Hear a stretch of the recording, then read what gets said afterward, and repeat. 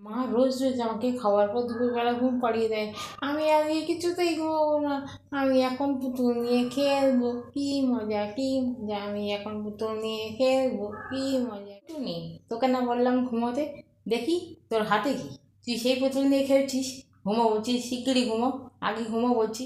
না মা, আমার হাতে আর কিছু নেই, আমি এখন ঘুমাবো না, আমি এখন খেলবো। কেউ খেলে? সন্ধ্যাবেলা আন্টি আসবে, পড়তে বসে ঘুমিয়ে পড়বি। ঘুমো বলছি, শিগগিরই ঘুমো আগে, কোনো কথা শুনবো না, আগে শিগগিরই ঘুমোচ্ছি।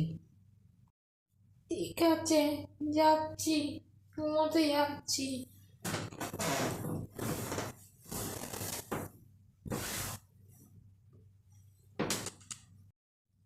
বকা না দিলে ঘুমোবে না। যা বাবা, ঘুমিয়ে পড়েছে, এবার আবার আমি একটু রেস্ট নিয়ে নিই।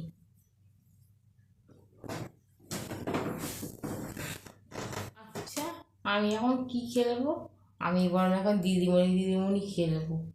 দিদিমণিরা তো কি সুন্দর মাথায় একটা খোঁপা বেঁধে আসে, আমার চুলগুলো তো ছোটো ছোটো, খোপাই হয় না। এক কাজ করি, আমি মানে দিদিমণিদের মতো আমার খোপা বাঁধা হয়ে গেছে। এবার আমি সবাইকে পড়াতে যাব, যাই খাতা বইটা নিয়ে আসি, যাই।